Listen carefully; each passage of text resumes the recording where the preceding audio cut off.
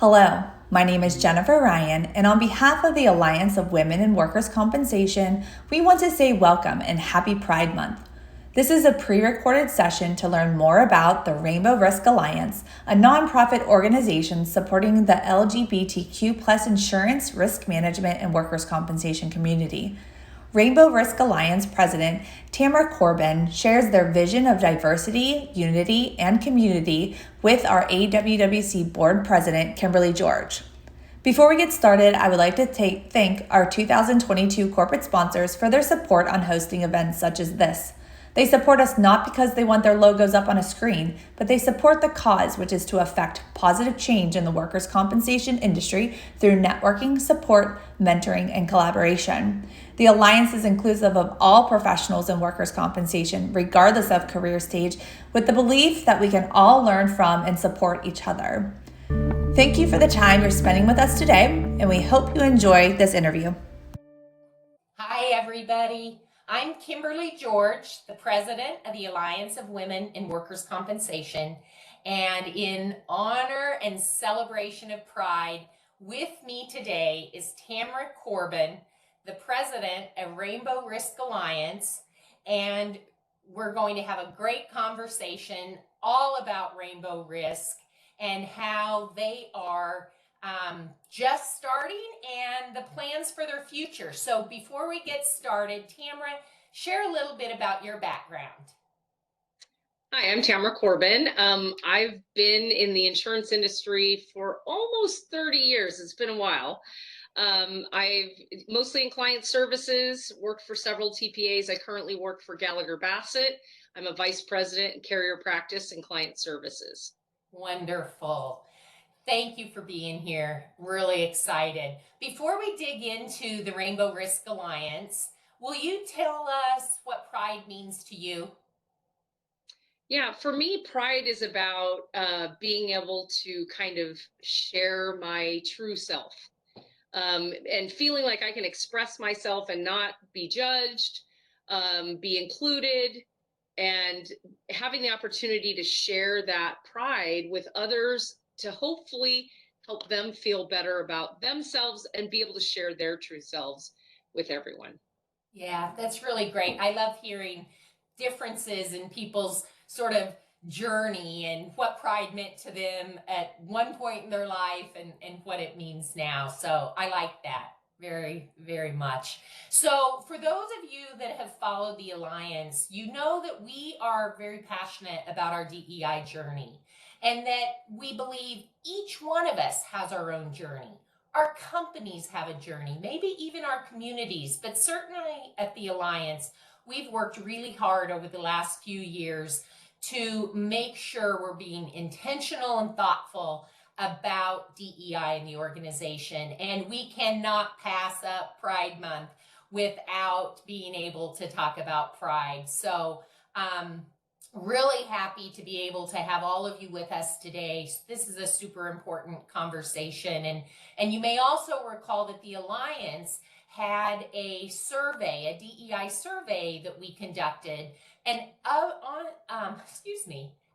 of that, the output, I was trying to say, included we should look at affinity groups, groups that serve underrepresented. And not that we have to be closely aligned with them, but aligned enough that our followers looking and interested in an affinity group would have an opportunity through us to learn about them. And how wonderful that I learned and others on the board about the Rainbow Risk Alliance. And so you can find more information about Rainbow Risk and affinity groups on the Alliance's DEI page. But to kick this off and help get the word out about the Rainbow Risk Alliance, here we have Tamara today. So Tamara, why don't you tell us how Rainbow Risk Alliance came to be? So I think it was about September 2021. I had been doing a lot of within my community nonprofit work for several youth sports organizations, Little League, all that. My sons play baseball and now play football. So I was doing a lot of nonprofit work, and I happened to be at the WCRC conference in Dana Point. And after I played a round of golf, I went and met up with a colleague, Will Kiesel and Lori Bolin.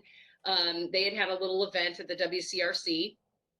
And I was just in this mindset of helping the community, sharing with and meeting new people that I didn't know. And that kind of platform turns me into the thinking mode of, why don't we have something for the LGBTQ plus community in our industry? It was, it was strange. We were just kind of, I asked him, I go, do we have an organization like that? And he was like, we don't. And I'm like, well, what are we waiting for? Let's get this going. Let's get this started. So after a few minutes of talking about that, we came up with Rainbow Risk Alliance, and it was born.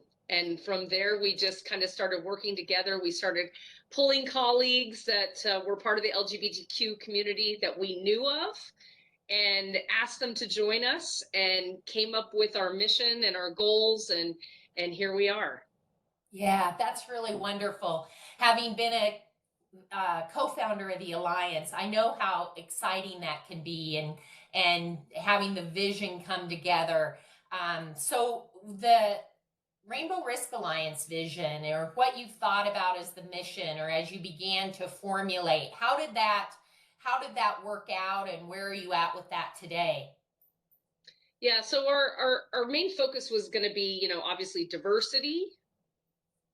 We wanted to have unity to bring people together, and we wanted it to be, an environment of feeling good and community, and being able to educate and share awareness, and not only with, allies, but just with the LGBTQ plus community in general. I mean, there's so many of us in the insurance industry, and a lot of us don't know each other. Yeah.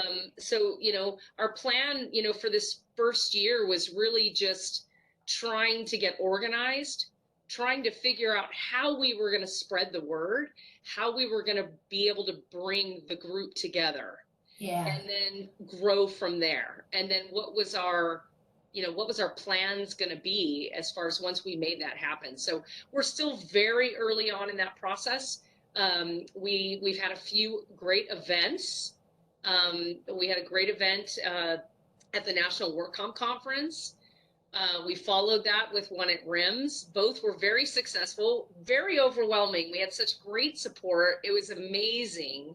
It felt so great to get all the support that we got, and we continue to grow and meet new people.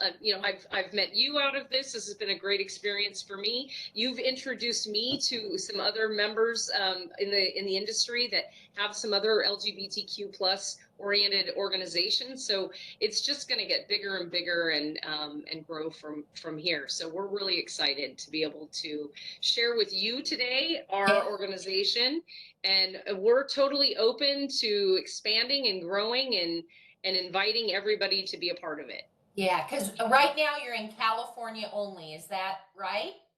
Correct. But yeah, and so there's conferences. Tell us about where you'll have some events, maybe the rest of this year or into next year. Just some of that thinking about events and where they might be, since you're in different cities for those. Yep. Yeah, we had, and actually we had a planning meeting the other day, and we had an interesting conversation about this because, we are in California. California is a very diverse population, very LGBTQ plus friendly. Granted, there's still, some individuals in California that don't necessarily align with us, and we understand that. And that's why our mission is hope to bring that positivity to them, and spread the word of love, and hopefully we'll have some progress with that in the future. But we realize other states in the US don't necessarily have the same environment we are. And, maybe we're sheltered a little bit from that. We know that RIMS is coming up. It's going to be in Atlanta. So we definitely are looking for, allies and individuals that want to be a part of our organization in the Georgia area, so we can have an event there. Our goal is to completely align ourselves with the insurance risk industry and attend different events throughout the country, and hopefully spread our message and get some positive feedback and participation across the country. Yeah, I feel like within my own network, I have a fairly large size of LGBTQ plus, which I appreciate, but more so now than ever, the opportunity for us to support the broader community. And I still find people at different, I don't know, ages. It's not always easy at work going through coming out or being open and being able to be your authentic self and be safe. So knowing that we have Rainbow Risk Alliance where people can bring them their authentic self, allies can learn. It's just really heartwarming. It's exciting to me. You've had events and mostly networking events. What are some of the ideas? I know it takes a while to build, and so I believe in the way you're going about it, getting your network, and you'll have, I'm sure, your members and sponsors help you shape the future. But what is it as you sit here today? Can you give us maybe a sneak peek at what the Rainbow Risk Alliance might look like in the next 2, 3, 4 years? What your vision is? Yeah, definitely. Education, definitely a component that we need to focus on. We are looking for individuals that are interested in helping us grow that area. Connecting with other nonprofit organizations that support the LGBTQ plus community is very important to us. We have reached out to a few organizations, and realizing that we're small and starting to grow. Some of those organizations have been around, the Trevor Project, a lot of different organizations have been around for a long time. And, there's some organic growth we need to do to be able to connect with those groups. But we definitely plan to connect with some of those organizations and be able to help fundraise, do some sponsorship events for that. Include education. We definitely have a goal to try to bring the risk and insurance industry to the LGBTQ plus community, with regards to reaching out to different educational institutions that have risk management programs, insurance programs, and hopefully offer some scholarships to LGBTQ plus youth that are in these educational programs that want to come into our industry. We want to help with recruitment. We want to be able to spread the message that the risk and insurance industry is working towards, inclusivity and diversity, and that, the LGBTQ plus community would be welcome in this industry. I was going to ask you how you felt Rainbow Risk would help organizations, and wow, how will they help organizations and that are really focused on DEI and have a commitment to be able to support an organization like Rainbow Risk that can help us bring diverse talent to our insurance community? That's powerful. And we all are looking for that, not just because talent is a shortage at some points or in some geographies, but for the longevity of careers. I love that. That's a real gift to the industry once you're able to get there. And we never have enough education, and especially the storytelling in workers' comp, your experiences, and I'm sure your lived experiences can help advance other people's not just learnings, but maybe they won't have some of the pitfalls. Yeah. And I think the younger individuals are, they're more vocal about being diverse. They're more vocal about being proud of who they are, and we have a lot to learn from our youth in the United States and in the world. And so I think it's something that I learned from my kids. Even, I mean, they they were like, why are you so afraid to be open and out about our stepmom and how you guys are a couple, and it was really eye-opening for me. So definitely want to support the LGBTQ youth community, bring them in to the risk and insurance world, because we definitely, like a lot of industries, have a shortage, and we need to attract talent. And this is, I think, one positive way to do that. Yeah, absolutely. So, for those of you that may not know about Rainbow Risk Alliance and didn't have an opportunity to go to RIMS this year, oh my goodness, their event was all the rave. Everybody was talking about it, and the energy so positive. And Tamara, can you just describe? Gives me goosebumps thinking about it. The energy in the room and some of the feedback you heard from that event, or maybe another event. Yeah, I just kind of wanted to talk about our first event. Actually, we did at National Work Comp Conference. We started. It was interesting because we ended up picking a speakeasy club, and we had a room that was kind of in the back of the speakeasy. And it was really interesting because I was hoping that it would help, people be aware of what it was like, 20, 30 years ago, where, in order to be openly gay, it was something that just wasn't allowed. And so there was these kind of places where we would go, kind of in the shadows. And so it was really kind of that opening of that event that kind of transitioned us from, this is kind of where we were, and this is where we are today. And at RIMS, we had a big coming out event. We had a great location. We had tons of support. We didn't expect it to be as overwhelming as it was. I think we sold out the location. We couldn't fit another person in there. But it was a fantastic event. We had great support. A lot of people had no idea, didn't know about it, but learned that week at RIMS and heard about it and wanted to attend. And that kind of helped them realize kind of what we were about. And it was such a positive room environment. Everybody was happy, and just a great experience. And we hope to have several more events like that in the coming years. That is awesome. And so, how do you get the word out? What's your plan? I know obviously the Alliance, we're trying to help and believe in supporting Rainbow Risk Alliance. What is your social plan or ambassador plan? Yeah, so we've actually engaged 8 different individuals in the insurance risk industry. They are our Rainbow Risk ambassadors, and a lot of them are allies as well. And they basically are helping us get the word out. We know that we can't have an event that's going to just open the doors to the world, and we have to be able to kind of work through this. And by having these ambassadors help us engage their networks on social media, having this kind of opportunity is a great opportunity for us to be able to kind of put the word out there of who we are, what we're about.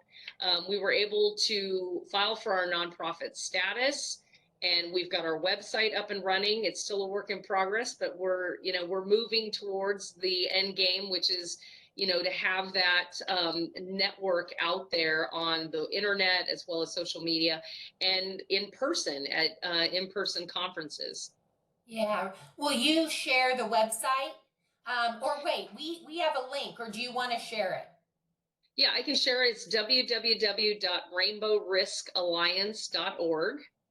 And on our social media, we're on Instagram, Twitter, on LinkedIn, and we've got our website information all over the place on those social media posts. And we definitely try to do frequent social media posting to get everybody aware of what events are coming up. This next event we have is actually this weekend. It's our Royal Pride Social. It's going to be held at the chapel in the Abbey in West Hollywood. A great networking event to help the LGBTQ plus community in the risk and insurance industry be able to show their pride. And it's kind of like a 3-hour happy hour, just kind of to be able to have give everybody the opportunity to come to a very well-known, LGBTQ plus location and celebrate with us. That's really exciting. I'm going to be out of the country, I told you, but I wish I was going to be in town and could attend. So, Tamara, we're winding down on our time of this fireside chat. It's been a lovely conversation. Really appreciate the opportunity to learn more from you and about Rainbow Risk Alliance. Do you have any final thoughts you want to share to our audience today? Yeah, just, hey, we need you. We need everyone's support. We're open to having more ambassadors. We're open to having more allies. We definitely love the corporate sponsorship that helps us be able to have our events and spread the message. So, we definitely need everyone. So we hope everybody is willing to join us on this journey and work with us to help our industry become more diverse and unified and support the LGBTQ plus movement. Yeah, I love the unity in education. You'll be able to touch a lot of lives with that, and with the industry and bringing new talent in and supporting that's fabulous. So thanks everybody for joining us today. Thank you, Tamara, and happy Pride. Happy Pride, everybody. Thank you.